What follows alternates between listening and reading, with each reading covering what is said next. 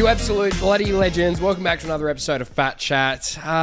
There's this slight little buzzing noise from this side of the podcasting room today. What have we got on the legs, Matt? He's come straight off the Busselton 100, straight off second place. I've been here since Sunday. Just recovering. Couch. Yeah. So run me through what we got, because this is obviously a very audio form of media. Yeah. What have we got on your legs right now?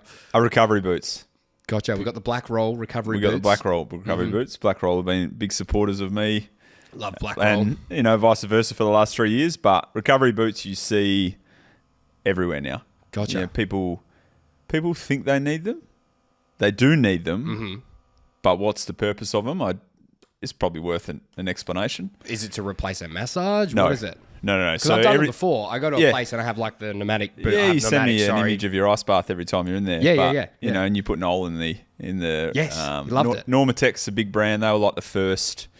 Every... Let's not mention them. We're talking about the Black Roll. Black Roll. We talk about Black Roll, but every product, the first person to the market, that's what a lot of people refer to that product as. Totally, yeah. Right? Yep. So Normatec out of the US, they, I guess, launched first, spent a lot of money, market very heavy. They're expensive. You can pay $15 to $2,000 for them. Really? That much? Black Roll, a German company, $750, $800. Pretty good. And also, the thing that I've noticed with it is there's nowhere near as many of like the big pipes no and cords. The cords and stuff. There's none. They're rechargeable batteries. So from a travel point of view, for when I'm usually the best time to use them is on and off the plane, post session. You're just trying to remove any waste or any fluid from your feet, bring it up into the groin, into the lymph system, and then your body will get rid of it. And the buzzing noise is so soothing, as everybody can hear. Listening, there's just this slight buzz throughout the whole time of the episode so far. I just get this look, and then Tom, all he tries to do is turn the button off. Yes, yeah. You don't need any more. Yeah. Well, we've got the recovery boots on because we've just come off the big weekend down the Busselton 100. This is the first time we've been able to catch up since the race. We obviously did. We got roaming Fat Chat, which is great, which I think we're going to talk. What was your name that we should call the roaming stuff from now on? Just because we're a health and fitness show, fat-free chat. Love it. Free chat. That's you so love good. Fat-free I love drinks. I love it. And we're out there talking. I love it. So we're going to call that from now on. Right. So good to chat to all the... there was actually so many people. Like, I'm not just saying that there wasn't like 3 or 4. There was about 20 people that came up on various stages of the day saying, listen to the pods, that's so great. So blah, blah. You carried on last week about where the official, not really media... I was the official. You were the official. I was. Then I roll into the event. There you are down on the beach with the photographers, with the starting people, the mayor. The pros. I got the mayor. We got the person for tourism, the minister for tourism. I don't know from any the of these people. region. I'm like, yeah, cool. Body magic. Running around the beach. I'm running across the finish line. There's the photographer. There's the event director. Body magic. Yes. I told you. Somehow. I weaseled myself into all of those spots. But like, great day. So good. Yeah, turn that off. So annoying for all the listeners. But such a great day. Good to chat to everyone. Obviously, you raced really well. First one back, second place. Well done. Got the cobwebs out. So good. But what was my biggest clangers for the day? There was 2 that like either people would that I picked up on your podcast. No, I knew straight away. The second it left my mouth, I was like, fuck, I fucked up here. So the group of girls I went and chatted to, that I'm like, girls, how are we? Like, let's get some hype for the event. It was about midway through the... if you watch it on YouTube, if you watch do the full thing. It's worth a watch. Free chat on YouTube. Worth a watch, yeah. Midway through, there's 4 girls. Yeah, 4 girls. Beach. Yep. They've got the pink caps on. This is early in the day. You're about to start. I'm like, oh, great. And I go up to them. I'm like, oh, these 4 girls look like they'll have a chat to me. Go on up. Girls, how you going? Like, we all excited. You got a bit from them. They were great. Yeah, they were awesome. Yeah. They were one so of them, good. First time racing open. I went to school with one of them. I didn't realise, because the caps, you never realise. One of the girls has raced for 20 years. Yeah, right. So then I've got my first question that I was just asking everybody. So, have you done this event before, or first time, or how many have you done? These are the 4 professional girls that are about to start, the 4 pros of the event, and I've gone up and gone, is this your first triathlon? Biggest... That's a clanger. That's a bad clanger. It is, but you covered it well. You're like, oh, yeah, great, yeah.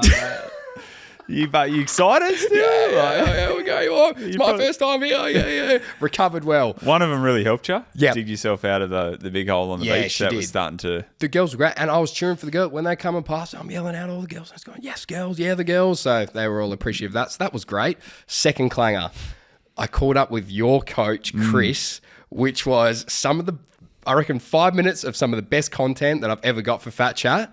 We've recorded it. I've gone, oh, great. That was so funny. We're talking so much shit. It was so great. And then, okay, great. Can't wait to look at that content now. Had a look. And the fucking microphone was like the receiver for the other one turned off. And I was like, nice. I've got all the... Rookie. Yeah, big time rookie. I couldn't believe it. So what we're going to do is we've invited Chris next week to come for an actual chat because it's going to be even better in person. So I had a text message from Chris afterwards. He goes, "I also met your mate Body." Body. I was like, who? Yes. Yeah. Ripping fella. I was like, can't be the right one. This is going not the way I expected. Anyway, a backstory of Chris. When he comes in next week, he's going to have his sports science hat on because that's his thing. He also spent time on Home and Away, which I couldn't believe when I heard. I was like, oh my God. So that's his like alter ego, I guess. He grew up wanting to be an actor. That's amazing. So he still does. You'll see him on the Harvey Beef commercial. Yep. If you watch. Is he really? He is full on. Oh He's my very God. good on it too. Wow, that's so good. Makes you want to eat steak. What I reckon we do is, do you reckon he's going to listen to this by next week? Do you reckon he'll listen to this episode? I don't know. All right, some of his athletes are on it now. Okay, fine. Athletes of his, do not mention this because if you do, we'll know it's you, all right? This is a secret between just the FatChat listeners, all right? We're all in this together.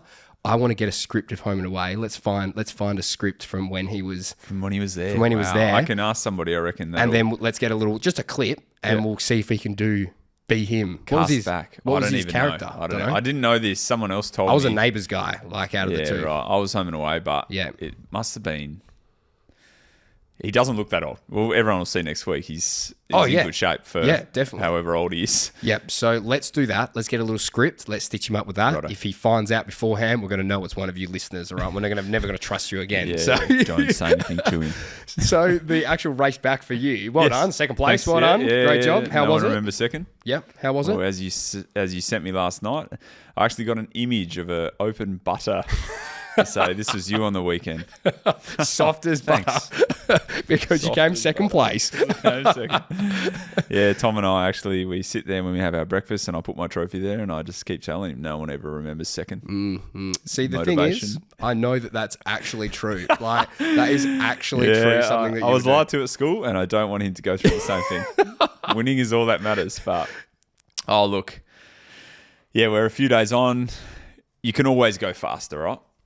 Nick, he was good. Was very good. Yep. That's very sharp time over that distance. It's not a common distance. It's like a bit of an old school distance, but it's becoming trendy again with a launch of a new race series from a professional triathlete organisation globally. So, yeah, look, I would encourage him to chase that, but Nick's a bit of a weapon. He's one of those... so for everybody that doesn't know, what's his last name? Nick Thompson. Thompson. So he was third to me he did his second Ironman last December. Yep. And he ran third. We spent a fair bit of time on the bike together. But then you come down this distance and he's... a bit more explosive. He is very. Yep. And he races like a bull. So it's not a way you shouldn't try to replicate that. Yep. Because, he's got a gift. He's got a gift there. Yeah, his physiology is definitely working to his favour. So, look, I knew he'd be a hard beat, but even with his gap extending on the run, he was still pushing. Yeah, he was like to finish hard. When he was running around, he just had the look in his eye that he wasn't done. Like he was pushing. Like I was going to still be coming. Yeah, and I guess that's the thing with the you don't know. Sport, that's the other thing, though. But for me, I'm happy for him to keep pushing because then you can all of a sudden stop. He'd been in Texas the week before, but.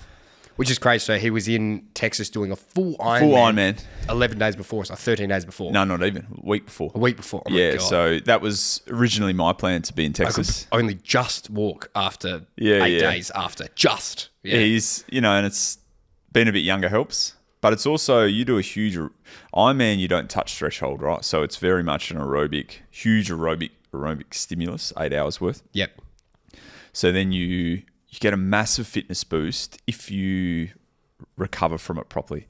If you try and load up straight away that week, it'll hurt you too much by the weekend, but it showed. Like he would have smashed felt it out of body a little bit. And, I don't want to take any credit away from him. It was it's quite impressive to watch, right? Oh, yeah, even when sure. you're running. He killed it. Back, I mean, I started well on the bike and I brought a bit of time back, but he pushed on that second lap, and then the gap was, over 3 minutes by the time we got to T2, and running is still that thing that's coming for me. So, look, I wasn't under any illusion that I was going to run him down, but you also never know him having run through a marathon the weekend before.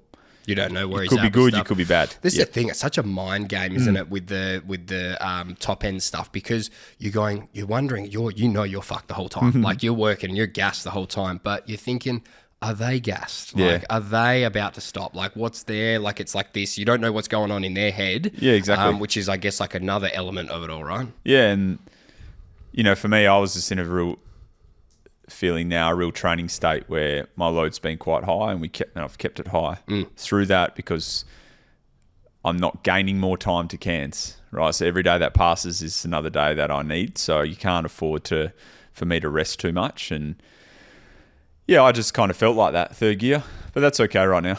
Yep. It's, 6 weeks is a long time. So how did it sit with you in general, that race, right? Not just, it's obviously really, we know it's positive because you just went in and you got that done, needed to tick it off. Yep.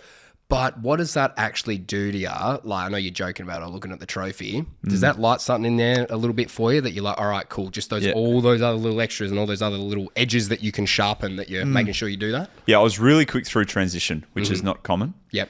So that's coming, but that's nice because transition is often what can throw you off, throw you out. So, to be the quickest through for the days, that's rare. Yeah. The short course Were guys. you quickest? Yes. Oh, wow. Yeah. Actually, you did surprising. fly. Well, I guess from the bike to the run, it's not as much, but from the swim. Yeah, I was really, so the calf guard, the aero calf guard I had on, my wetsuit came off very easy. Oh, yeah. And my helmet clipped in first, Great. Straight away. And then I was away and I was like, gee, that's nice. Everything rolls on a bit then. Mm-hmm.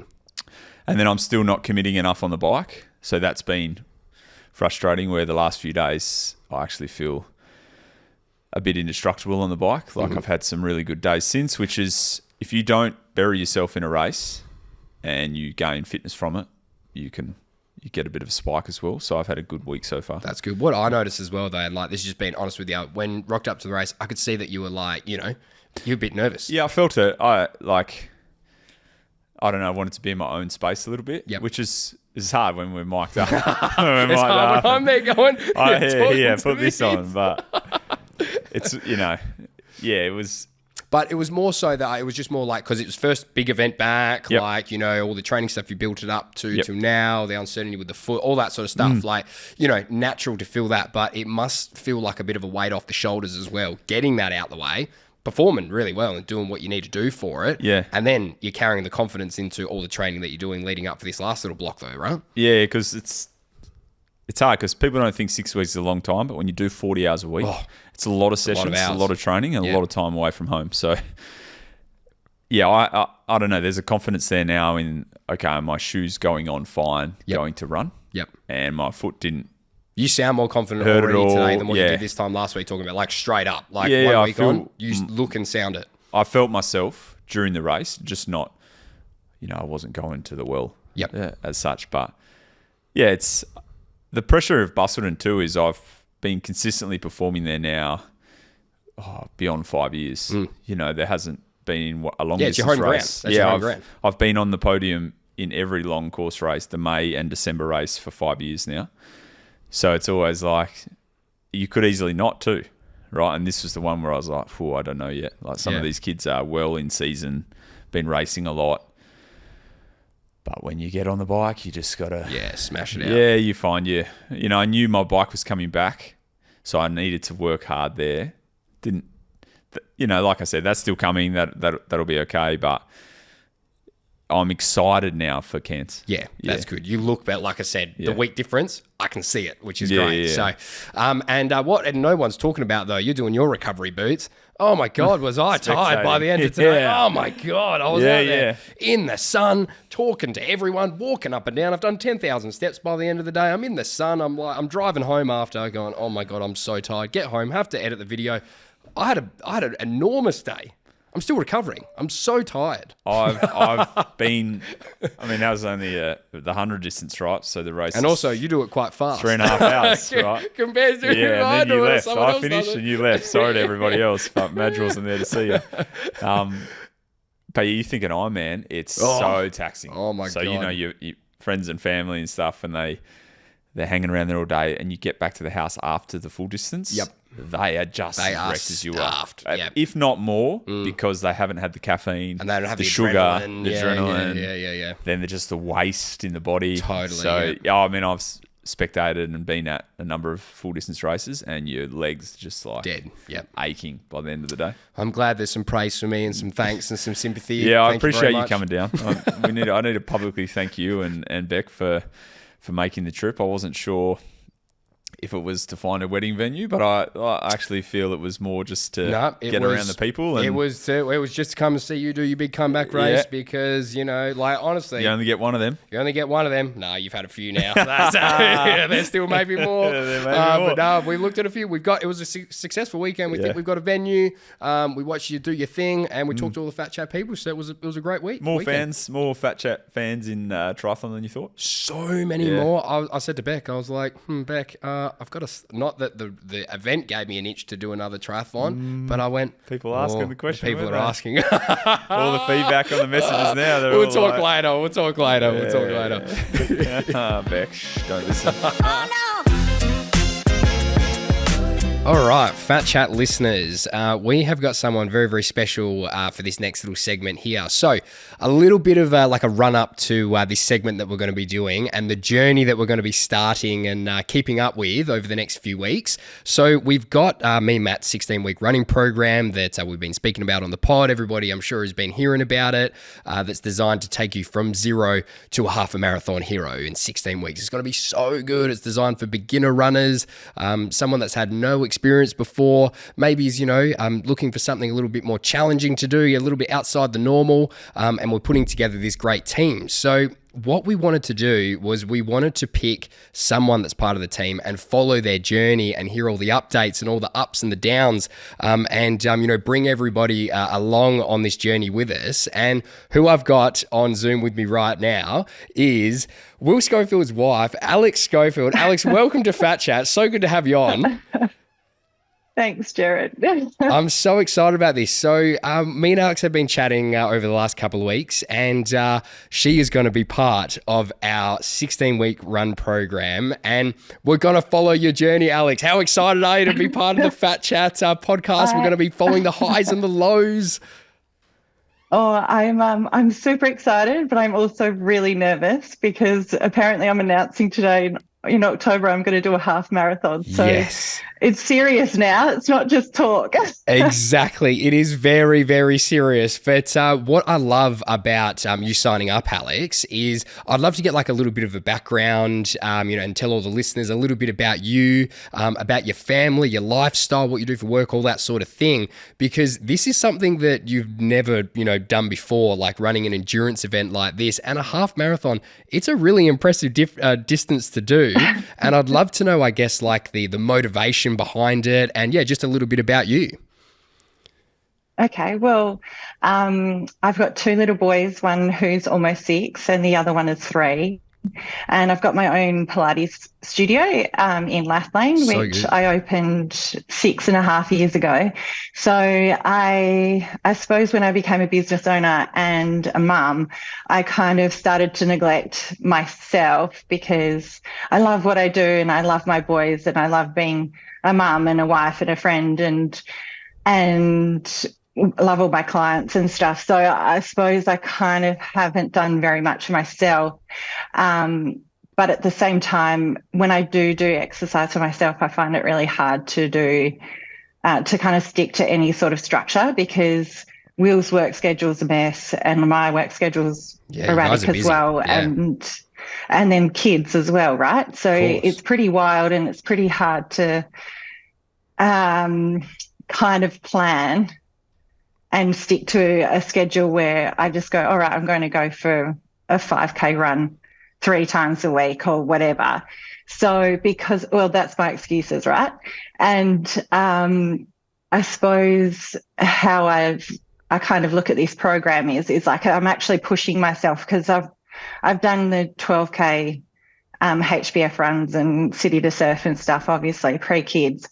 But I could do that without really training for it. So this is serious. Like, absolutely, being able to run for, almost 2 hours straight.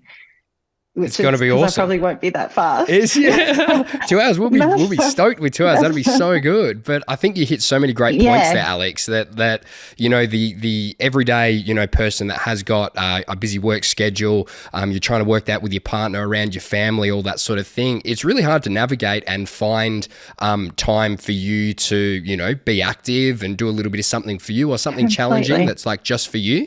And I think that's the thing that I've really loved about putting this program together so far, and having someone and other people like yourself on board, is that we're going to start off really nice and slow, and we're just going to build this up over the 16 weeks. So we're not, you're not running 10 or 12 Ks to start off with. We're just going to build it up nicely for you. I won't get home for dinner. But I think too, like, it's really nice to just be told what to do, because I have to think a lot in my life, and to just be able to log in and you tell me what I need to do and I just do it. Yep. I think that's really appealing too, because definitely. And like you said to me, it's a really easy schedule. I'm doing 3 runs a week, and I need to fit that into my life, Definitely. Absolutely. So I'm excited. It's going to be great. It's going to be so good. And I hope that, obviously hearing Alex's story now, for anyone listening that was maybe on the fence about it, jump on in, come and be part of it. So a little bit of a rundown of what Alex 100%. Is going to be doing is 3 runs per week. So you'll have a very short recovery run. We'll have a running club session on a Thursday that we'll all do together if you're able to make it. And then you do one longer run on the weekend, and we just gradually build this thing up and be part of the team and help you every step of the way until we get to the half marathon, which would be great. So what is the thing, do you think, that you're worrying about most? What's the thing that you're like, oh my gosh, I don't know if I can do that yet, or how's this going to go? I reckon it's going to be like the first couple of weeks, to be honest, because I think going from basically 0 to doing 3 runs a week, and like, when am I going to stop being sore from Totally, definitely. And it's that start for like the first 4 weeks is what really sets you up for, the rest of the program, just getting those habits that we're starting to build and just ticking those little things off. And that's what really sets us up for the whole thing, definitely. Totally. Yeah, absolutely. It'll be fun. It's going to be great. It will be. Now, the best thing, and I mentioned, it's a really good thing to get through winter as well.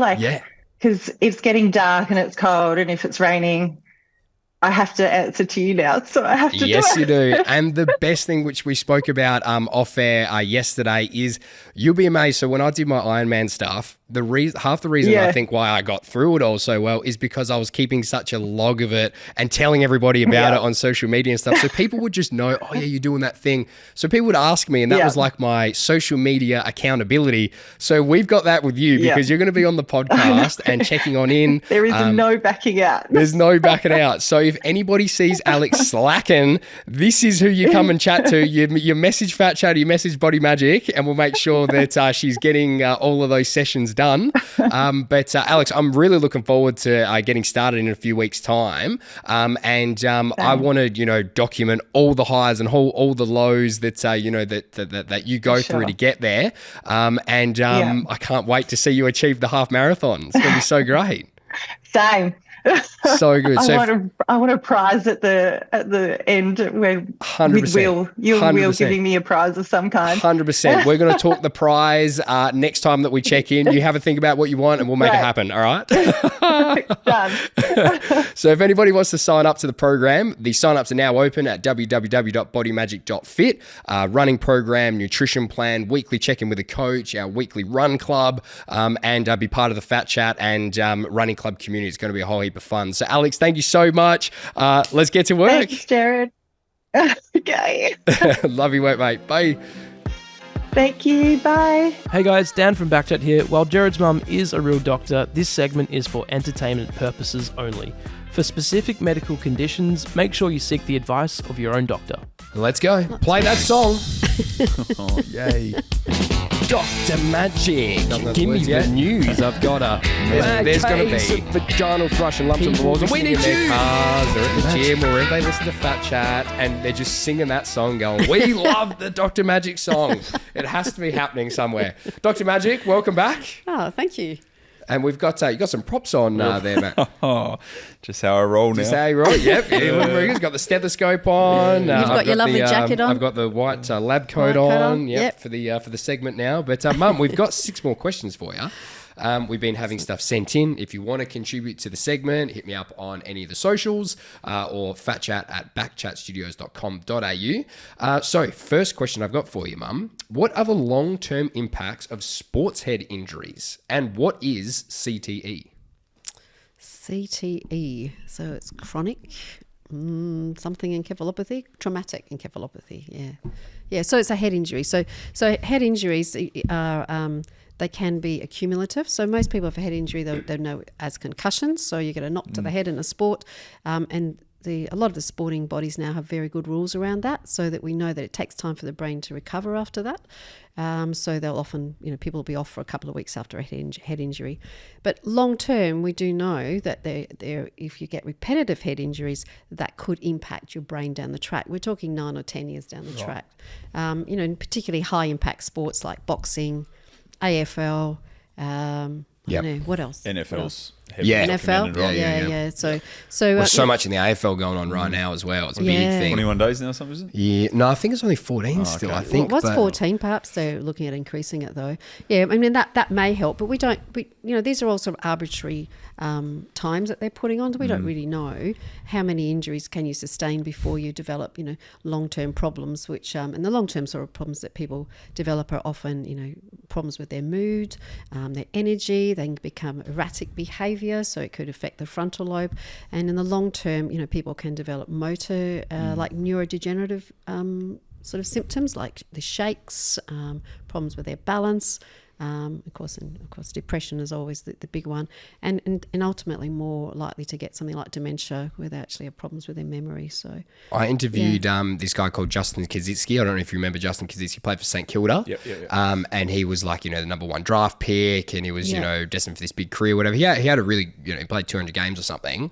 But it's worthwhile listening to anybody that wants to go back and have a listen to that one. But he's got CTE, and he's like one of the guys that's like, really pushing for it, for the art, in all the articles and the radio shows. And so what does he think the solution is? What does he think? I think it was, I actually don't exactly know what he wants done, as in it wasn't quite clear from what we were chatting about at the time exactly what he wanted to do, because I think there's a big class action thing. So he was sort of like, he wasn't actually given, he was saying that, I've got it. And, this is the symptoms I've got. I'm depressed and it's changed my behaviours. And I'm, really, really erratic behaviours and all that sort of stuff. But, I guess it's so hard to know what to do about it. Symptomatically, he's getting a diagnosis based on symptoms perhaps, because you can't actually... You can't actually tell someone's got this damage to their brain, either from an MRI or a CT scan. The only time they actually really confirm it is at autopsy, actually.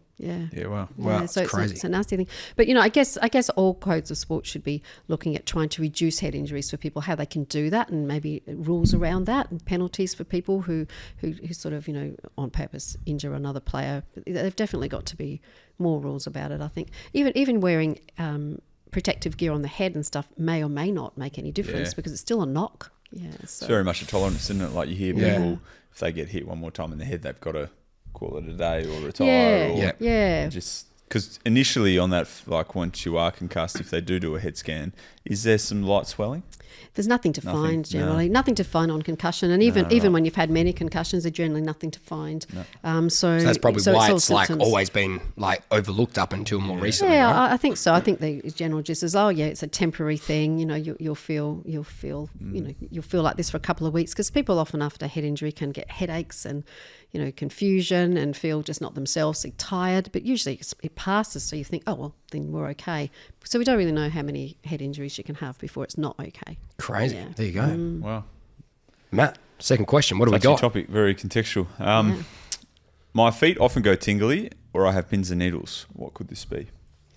Yeah, well, I mean, if you're actually, if you're sitting on your feet and reducing blood circulation, or you're pressing the nerves that supply your feet, then you'll get tingling. It's the nerves that tingle. So that's pins and needles. But if you're getting it at other times, then it could be a problem with your nerve supply called peripheral neuropathy. Yep. Yeah. So there's lots of conditions that can be associated with. So if it's a temporary thing, then try not to sit on your legs.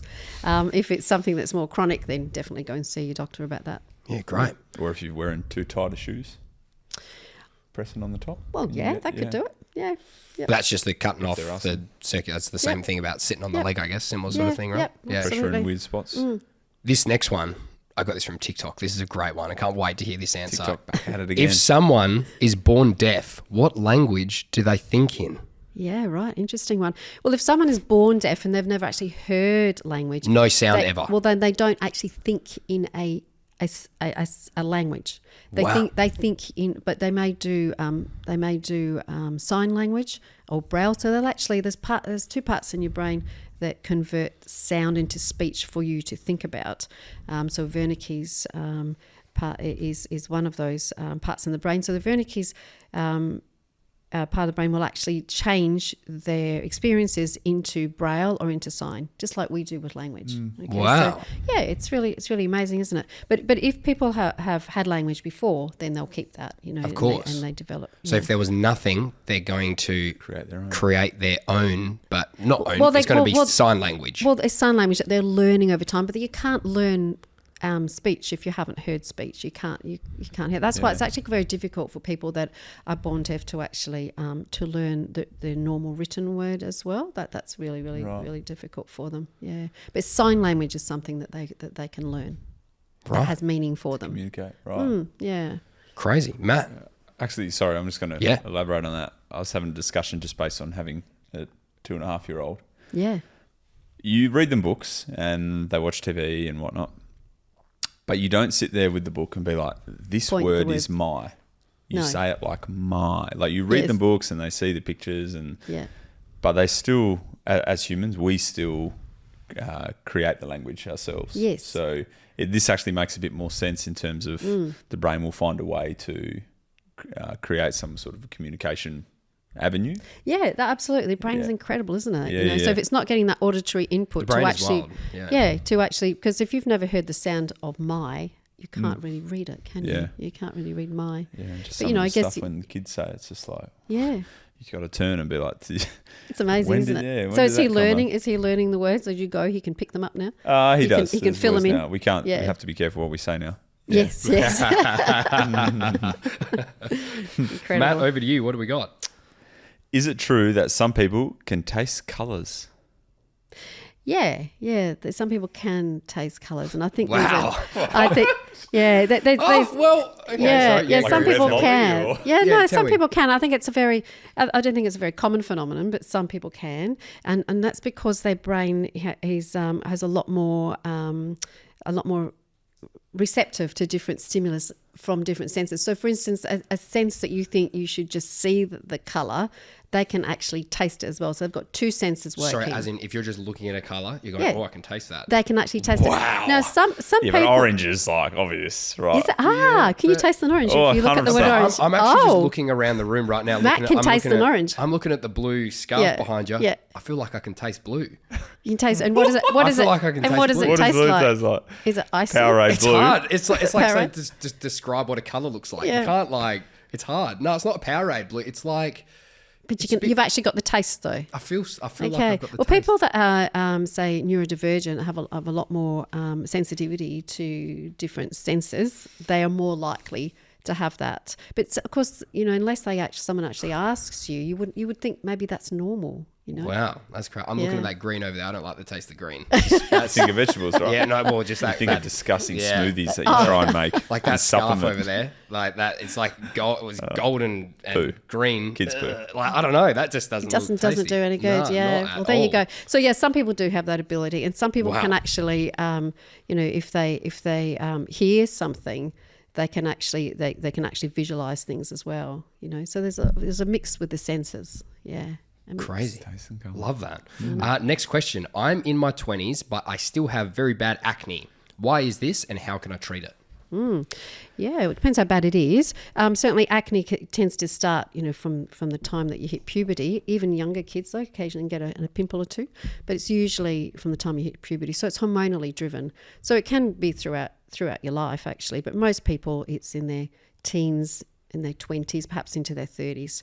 But if it's bad acne, then that's something to see a dermatologist about, because if you're getting scarring from the spots and stuff, then you definitely need to look at medication. Scarring? The scarring is because your the pimples or the deep cysts are not actually healing, so they're very, very deep in the skin, not healing, and then that causes inflammation, that causes scarring. Yeah, but for most people that just have a few pimples, then usually you could use something like Cetaphil, like a good cleanser, nice gentle cleanser, don't be rough on your skin, and something with something like a retinol in it. So you can get lots of creams that even just at the pharmacy that have retinol in them. Otherwise, you can go to your GP and be prescribed something a little bit stronger that's got retinol and maybe an antibiotic topical in it. Yeah, because remember I had real bad acne, but then started having that Aracatan. Yeah, you used Aracatan. I did the same. Did you? You did the same? Yeah. Like But then 15, 16? They've stopped using that, right? Because No. are they still use it? I know Aracatan is really the only good treatment for serious acne. Yeah. But it can also affect your mood.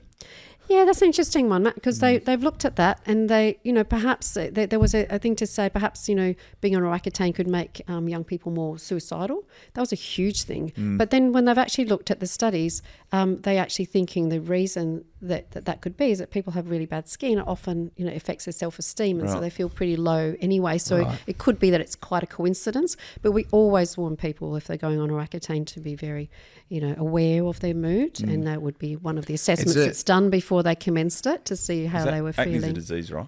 Yeah, it's a skin condition. Yeah, absolutely. Right. And does Aractan, that's got like a bit of an anabolic effect, doesn't it? I thought you say, I remember back in, there was like 2 that I was having, and I started off one medication and it had a catabolic effect. Right. And right, that's true. And then Aractan had an anabolic effect. Is that right? Yeah, that's right. The Exactly. top layer of skin away, and then just you get burnt like crazy. My hands, my hands were just peeling. Yeah, you were only a very tiny weeny dose. We had to cut his dose right down, but most people are not sensitive to it. To you, you just most people Soft. can. I witnessed it. I just remember the sunscreen. You had to couldn't go out in the sun for like 10 minutes. Yeah, it really burns you. Yeah. And was it good for your skin though? You got nice Completely skin now. changed Yeah, it. well, it's same for you. So sometimes people are on that just for 6 months or 12 months, or sometimes people are on it on a low dose for a couple of years. But it certainly resolves that for most people. Yeah, which is so. I was having it when I was working at the aquarium stores, and I would be, in the, you're wiping the tanks out, and I put my hand in the tank and just. My whole it would just shed. Like by the end of the day, it was just skin. like it was like fleshy. You know when you take the first bit of skin off, it was just like that it's all day. It's a very strong medication. And for that reason, it's got to be very controlled. Who uses that? Just say maybe mood side effects, and also certainly women can't get pregnant while they're on it because it's teratogenic. It could cause deformities. Yeah, there you go. In the fetus. It is. Matt, last one. Does smelling something citrusy reduce nausea? Yeah, it does. It does. Yeah, it does. Yeah, definitely. So lemons, oranges can definitely help. Yeah. Wow. Yeah. why is that? I don't really know why, but it does. Perhaps it's because it. I don't know. Just like Can't think wakes why, you up. but you it know what I mean? does. Yeah. It's hits got you in quite. the face, Even lemon. Lemon in water. If people are feeling nauseous, if they're feeling well, it can actually help. But I don't really know Is the coffee reason. one as well that does that? What can smell stop of people coffee? feeling nausea? Yeah. It can certainly change. Like if you're smelling lots of different, Perfumes. Perfumes, things that you don't. Yeah, exactly. If you're overloaded and you smell coffee beans, it will actually free up your olfactory nerves. Start again. Yeah, right. But Clean I palate. don't know. Yeah. But I don't know about the nausea. But perhaps but definitely the citrus stuff does. Yeah. Amazing. Well, Dr. Majic, always so good to have you in. And anyone that wants to know any more questions, send stuff in, fatchat@backchatstudios.com.au, or hit me up on any of the social channels, and we'll have Dr. Majic back in next week. Thank you very much, Mum. Thank you. My pleasure. Send the invoice to Gerard. Double time. Bye. Double a zero, still zero. Exactly. Quick little break here, guys. It's Matt and Gerard here from FatChat. Hey guys, if you haven't already, would mean the world to us if you could follow, like, or subscribe to any of our channels on any of the platforms that you're listening to, because it just goes a long way into growing the pod, getting more people on, coming back and doing this every week. And we obviously love to hear from everybody too. So if you haven't already, make sure you follow, like, subscribe. It'll take you 15 seconds. We'll owe you a favor. You can let us know what that favor is at some point. When Matt's walking around, you can ask him for whatever favor that you like, and he'll definitely do it. No, ask Madge. If you come up and say, look, we've subscribed and we followed, we'll owe you a favor. I'll do it. Thanks, legends. Back to the pod. So, Matt, this next topic here, I've brought myself a bag of props all the way from home, right, from the food box. Recyclable bag too. Recyclable bag, good. Yes. Always got to be sustainable and all that. And what I thought we're going to do is we're going to go through the 3 most surprisingly high in calorie condiments that are pretty everyday ones for people to have in the fridge or the pantry. So, there's lots. What's your favorite condiment? What's your favorite sauce? If we have... You don't do sauces though, right? We might have sweet chili. Maybe. That's it. That'd be the only sauce I would have had in the last decade. Really? As in, is that because of taste, or is that because of... a bit of soy sauce too, if I ever have a bit of sushi. Yeah. I just... I don't know. Sauces just always don't like have an additive, which... I'm not a fan of garlic and stuff, so I never... Yeah, true. I like the food taste. Yeah, nice. Well, I like, I'm not crazy on the condiments, but I do actually tomato sauce. I'm a fucking fiend You for either it. are or you aren't, right? Yeah. Like I'm like tomato sauce on my eggs every morning, like pouring it on. Yeah, I love it. But anyway, these are the 3 that from the ones that, people regularly have that were the most surprisingly high in calories. So this is for a 25 ml serve, that's like the standard serve for pretty much every sauce, which is like if you think about a one of those grilled, little tubs, like what you get from the fish and chip shop. Yep. Like one of those ones, like a little cup Pretty thing much like this. standard sauce tub you might get from a takeaway joint. Correct. So this is for that serving size. The burger sauce here, which that's it's the McDonald's rip-off one. Have you ever had that? No. You haven't? It's pretty fucking good. But I had it on a steak, to be honest. Maybe we need to do a show at Macca's one time. I wouldn't have... We were talking about at home the other night. I haven't had a McDonald's burger whilst I've been in sport. Really? Yeah, so... I don't think I've had one sober since I was 17. No, honestly, since I was dead set. Like, I'm not joking. Like, that is, this has got 107 calories for 25 mils. So, like, it's not much, is it? It's not too bad. 25 mils. It's but like it's on the edge of like, oh shit. Like for some people, if you're putting it on a burger, you're putting more than 25 You're putting mils. 50 mils of this thing on. So like you got 200 there. All right, then the next one would be aioli. Now, aioli was the one that surprised the shit out of me. Have a guess. It's more than that. Same serve. Wow, really? 30? It's got egg in it? It's got 150 cows for the same serving size. Oh, sorry. Yeah, you said more. 150 and what cows. was that one? 107. Wow. So, and also how much, common. and how much you use of that as well. Like, a lot, right? But then the one that was actually the most, regular mayo, 160 for the same serve. Yeah, I reckon it's why I steered away from sauces a while ago. Wow, hey. Honestly, Noel would go through one of these with a spoon. Like people do. Yep. It's like Nestle's milk, right? The condensed milk. Yep. Have you seen the videos of Noel eat a Subway? Oh my bro. Oh, I'll show you after the show. Double sauce. Double sauce, man. They know when he's coming into Subway, right? Really? They're like, oh no, and he puts his same stuff. He does the same order every time. He has chicken strips. Okay, so he's having chicken. He's not having But what I laugh about so much, right? He does the chicken strips. He gets the cheese.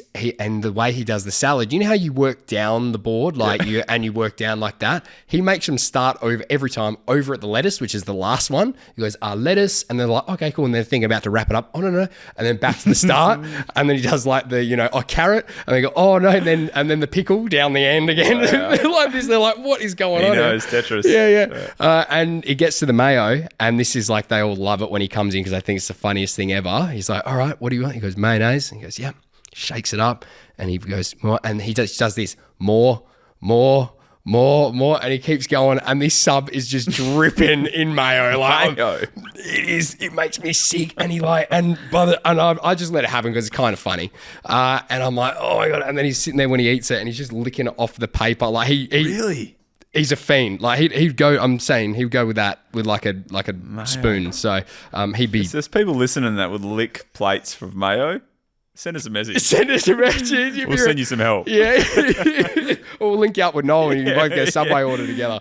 I'll have to show that video after. Wow. So like that was like, again, for how much sauce that some people put on various foods, that can be sometimes a thing. The simple little thing that you can change a little bit that might tip your calories sometimes over for a meal. But if you either make a switch or you don't even bother having, as much or, have it dripping in the stuff, it can make a pretty big difference. You're never having 25 mil. No.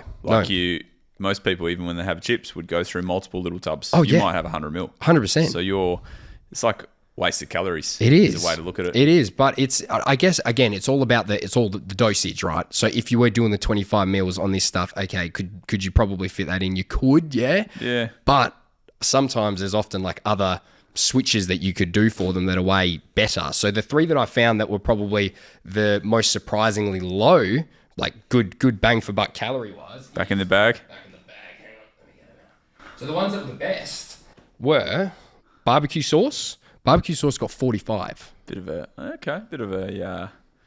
an infamous one for the infamous one, yeah. My favorite tomato sauce, man. Everybody. 28 calories.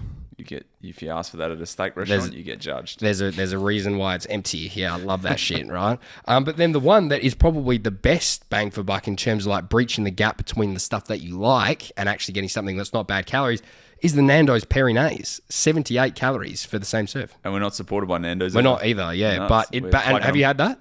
No. Oh, wow. It's pretty good. You want to try some? People love Nando's. They do, right? Yeah. And that's probably why. And that, like, compared to if you go aioli, that's literally half the cows. And in terms of, like, how much, because it's a little bit spicy too, you ain't putting as much as this on. So you're not overdoing it nearly as much. The trick is don't overdo it as much just because you can. Yeah. But if you double this one and double this one, you're still hot. Like, you know what I mean? Like that's a decent switch that you could have for that one. And you're not really sacrificing anything really, except for just a little bit more spicy on you. So what we're saying is switch your sauces. Switch your sauces. Just be mindful. Or just don't be Noel and just load up the mayo or load up the garlic aioli. The sauce is actually something, I guess, when this is me now drifting into the endurance space. Tell me. It's a carb loading food because it's just sugar. Simple carbs. Carbohydrates, right? So when you're loading towards a long distance event, you add sauce to food to get more calories. But you don't do that. No, I just don't enjoy the sauces. So are you really an endurance athlete? Are you really doing everything you can, Matty? All right, this sounds like there's some little 1%ers here that we could get better. Noel can eat my share of it. Well, how about this, actually? This is one perfect for the sauce. You came around the other week for dinner. I cooked up these wicked steaks, and I do this like little signature peppercorn sauce that is just pretty much double whipped cream and like butter and whatever. But you said, I don't eat onion. I was like, okay, yeah, cool. And I usually put shallots in it. And I was like, all right, I won't do it with the shallots because he doesn't want to do it. I made this sauce. I was like, fuck, stressing over this sauce. Got it real good. Talking it up when we got there. Yeah, I was like, oh man, can't wait for you to try the sauce. It's hell good. And then you're like, I don't eat sauce. So I'm like, are you fucking kidding me? Are you joking? I mean, slaving. I didn't say it like that. I said, no, I'm okay, thanks.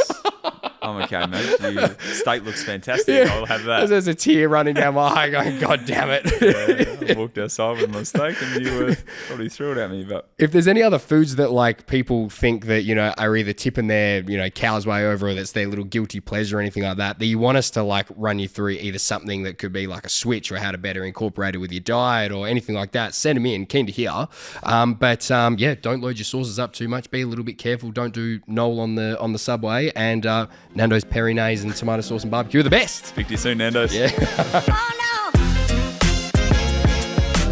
Personally yourself, like team is going really well. And as a supporter, it's so great to see, the improvement from last year. And then even games that have not quite gone, our way, it's been so close and it's been like just right there as well, which is so good because there's hardly really been any games that it's not been, a good contest for. How you feeling personally? Because you've just come out absolutely blazing. You got 40, a game with, was it 46 disposals, 44 disposals? What was it? Yeah, I think it was 46 at the start of the year. So when you start the year like that, it always gives you a little bit of confidence. And but I think for me, the body's feeling really good, the mind's feeling really good. So I think it's a product of what you kind of do during the week, and for me during the pre-season, and what I was able to kind of set myself up with. And I think across the board we had a really good pre-season, and had a lot of good availability in terms of training. So guys were able to bank sessions throughout that period, and were able to hit the ground running come round one. Yeah, definitely. I want to speak about the pre-season stuff, because how we know each other is you've come previously down to the Body Majic Garage for a couple of sessions with Sean, and you know, I still think one of the hardest working people that I've ever seen in the gym. You're in there, like you and Sean would get pissy at each other, because there would be sessions that we do, like, big tally on the board with lots of reps, and you have to get through this big workout, and it was like, who can get through quick enough? And you're both counting each other's. You're not even focusing on yours, you're counting on each other's, going, he did only 19 squats, supposed to do 20, and lots of a lot of competitive juices with there. But one of the hardest working guys I know. What did you do this preseason? Because you took some time off and you went to America, and you did some like training camps and stuff over there? Yeah. I think it was end of October, I kind of headed over to the States, or throughout October. And initially went to the UFC in Vegas, nice. Which was really cool. They got a pretty cool performance institute there, and the what they've got technology-wise and testing and what they can do on an individual basis is pretty incredible. And it was the most intricate kind of technology that I've seen in terms of being able to, I guess, individually see where you're at, fitness-wise, strength-wise, and then be able to plan a little bit of program on the back of that. And went over there with Hayden Young, Neil Erasmus, and Liam Reedy, a couple of the young boys, and one of our high-performance guys at the club, and we got that connection there, and that was amazing. To kind of be welcomed in by them and pretty much given the full reign of the place, and see a few of the fighters in there doing their thing and whatnot was pretty cool. But we took a lot from that. We were able to get a really good education around sleep and diet and stuff, because they're in a sport where they cut weight pretty aggressively leading up to fights, but they still need to be able to perform on the back of doing that. And that was pretty cool to kind of see what they do. And then just kind of, learn more about our bodies. And then on the back of that, kind of implement a few things, and then come back and, really just hit the ground running and be really purposeful and I guess individual with my training program over the pre-season, and work on some things that I wanted to work on as an athlete, just individually, and then within the team program obviously as well.